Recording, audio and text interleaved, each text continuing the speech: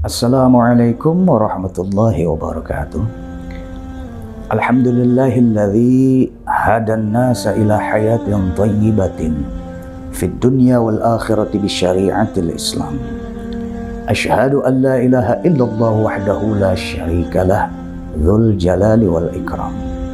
Wa asyhadu anna sayyidana wa nabiyyana Muhammadan abduhu wa rasuluh sayyidul arabi wal ajam. Amma ba'du. Ma'asyiral muslimin hadirin rahimakumullah.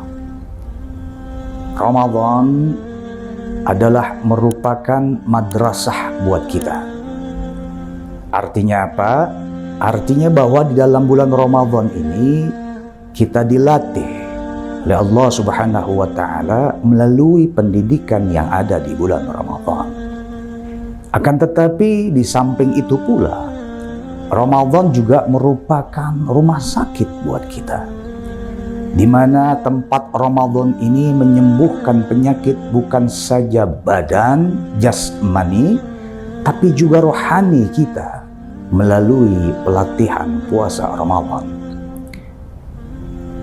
Bagaimana seorang peraih Nobel asal Jepang tahun 2016 yang bernama Yoshinori Ohsumi mendapatkan penghargaan Nobel dari dunia gara-gara menemukan metode autopagi, yaitu suatu metode penerapan ketika seseorang berpuasa, lapar tubuhnya, maka sel-sel yang ada di dalam tubuhnya pun merasa lapar. Kemudian sel-sel tersebut pun memakan sel-sel yang lemah, sel-sel yang merupakan penyakit buat jasmani manusia. Hal itu telah ditemukan oleh seorang asli Jepang, Yoshinori Ohsumi. Akan tetapi hal ini telah disampaikan jauh-jauh hari oleh Rasulullah Shallallahu Alaihi Wasallam. Beliau sabdakan, "Sumu tasihhu, berpuasalah maka niscaya badanmu, jasmanimu, engkau akan sehat." Penyakit badan manusia kita ini, ketika Allah Subhanahu wa taala mengirimkan malaikatnya untuk mencabut beberapa hal daripada diri kita, maka Allah perintahkan malaikat untuk mencabut 3-4 hal yang ada di dalam diri kita. Apa itu? Pertama, dicabut rasa oleh malaikat atas perintah izin Allah. Yang tadinya kita doyan makanan, yang tadinya kita suka sekali makanan, minum yang kita doyan dengan minuman sesuatu, tapi ketika lantaran dicabut rasa itu kita sakit, menderita penyakit, maka semuanya menjadi hambar rasanya. Dicabut sementara atas izin Allah Subhanahu wa taala, diperintahkan malaikatnya. Yang kedua yang dicabut, rasa raut paras muka kita. Dicabut oleh Allah Subhanahu wa taala.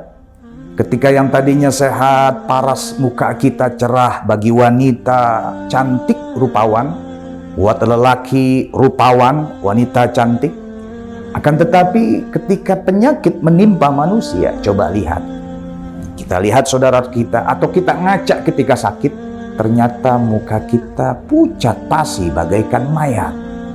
Dicabut sementara oleh malaikat atas izin Allah. Dan yang ketiga yang dicabut dari diri kita ketika kita sakit, yaitu kekuatan yang ada di diri kita. Yang tadinya kita kuat mengangkat beban yang berat, kita lari berkilo-kilometer ketika sehat, tapi apa yang terjadi ketika sakit? Dicabut sementara kekuatan oleh Allah. Jangankan berlari, jangankan berjalan, bangun dari diri kita saja sudah tidak mampu lagi ketika penyakit tersebut ditimpakan oleh kita, oleh Allah. Dan yang keempat saudara, yang dicabut dari diri manusia jasmani ini ketika sakit, yaitu dosa-dosa kita pun dicabut oleh malaikat atas perintah Allah. Ketika kita disehatkan lagi, dibalikan lagi oleh Allah Subhanahu wa taala. Kekuatan kita dibalikan lagi, sehingga yang tadinya tidak kuat mengangkat badan kita kuat berdiri, kuat berlari. Yang tadinya kita kemudian dibalikan lagi rasa yang ada di diri kita. Yang tadinya kita tidak enak makan sesuatu makanan yang tadinya kita sukai, akhirnya dibalikan lagi, rasa tersebut enak lagi makan, enak lagi minum. Dan yang ketiga, dibalikin lagi paras muka kita sehingga cerah kembali. Dan yang keempat, ketika malaikat ingin mengembalikan dosa-dosa kita, Allah larang. Di dalam hadis qudsi Allah menyatakan, demi keagunganku, tidak pantas bagiku menyusahkan hambaku. Ketika mereka aku uji dengan yang namanya penyakit, mereka sabar, mereka tetap istighfar, mereka memohon ampun pada Allah Subhanahu wa Ta'ala, maka dengan sebab itu semua mereka sabar mengalami penyakit, maka buanglah, angkatlah dosa-dosa manusia, atau terlebih lagi orang yang beriman ketika mereka menderita penyakit yang dibebankan, diuji oleh Allah Subhanahu wa Ta'ala. Subhanallah. Dan yang kedua saudara, bahwasanya penyakit Ramadan bukan saja bisa mengobati penyakit badan, tapi juga batin kita.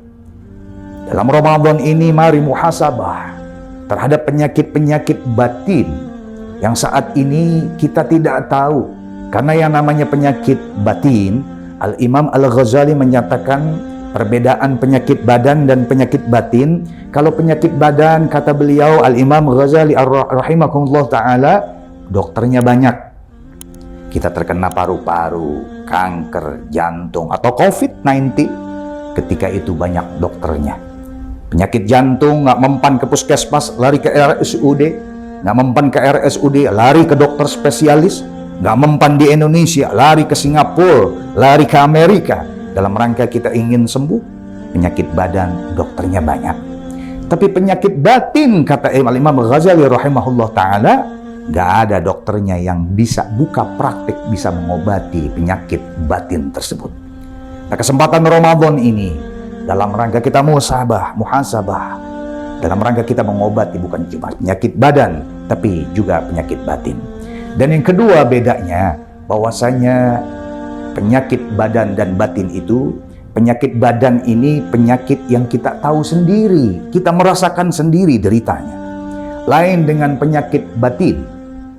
Artinya apa? Artinya kalau kita terkena penyakit badan, paru-paru, jantung, kita merasa sesak nafas kita sendiri yang merasakan. Orang lain tidak tahu rasanya. Tapi kalau penyakit batin, anehnya kadang orang lain lebih tahu daripada kita yang punya penyakit. Dan yang ketiga, bahwasanya yang namanya penyakit badan dan batin ini bedanya. Kalau penyakit badan hanya menyebabkan kehancuran cuma dunia saja. Terkena jantung, paru-paru, masuk ICU, rumah sakit, ICU, meninggal dunia, cukup dunianya saja. Ketika jenazah kita dibenamkan di tanah, di kubur kita, hilanglah rasa penyakit tersebut bersama dengan hilangnya ruh dicabut daripada badan kita. Tapi kalau penyakit batin, walaupun badan kita sudah tertanam, terkubur di dalam tanah, senantiasa menyertai ruh kita. Artinya apa? Gak ada entar di akhirat, di neraka, orang dimasukkan ke neraka gara-gara penyakit jantung, gak ada itu. Tapi kalau penyakit batin, penyakit bakhil, kata Rasul SAW, al-bakhil qaribum minan nar wa ba'idum minallah. Yang namanya bakhil, pelit itu dekat daripada neraka dan jauh daripada Allah Subhanahu wa Ta'ala, jelas tempatnya di neraka. Punya sifat sombong, jelas sombong tempatnya di neraka. Bukankah iblis laknatullah diusir daripada surga gara-gara memiliki sifat sombong? Maka momentum Ramadan ini adalah dalam rangka bukan cuma menyehatkan jiwa raga kita, tapi batin kita daripada penyakit-penyakit batin kita, rohani kita. Dalam rangka Ramadan kita dilatih oleh Allah sebagai rumah sakit mengobati penyakit-penyakit badan maupun penyakit-penyakit batin kita. Demikian ma'asyiral muslimin, mudah-mudahan ada hikmahnya kepada kita semua. Kita mohon kepada Allah, mudah-mudahan Allah senantiasa sehat afiatkan jasmani dan rohani kita. Kita minta di bulan Ramadan yang mustajab ini agar Allah Subhanahu wa Ta'ala senantiasa memberikan rahmat, maghfirah, ampunannya kepada kita semua, sehingga kita bisa menjalani puasa Ramadan dengan baik dan benar. Kita lulus menjadi orang yang muttaqin, orang yang bertakwa kepada Allah Subhanahu wa taala. Wallahul muwaffiq ila aqwamit thoriq. Assalamualaikum warahmatullahi wabarakatuh.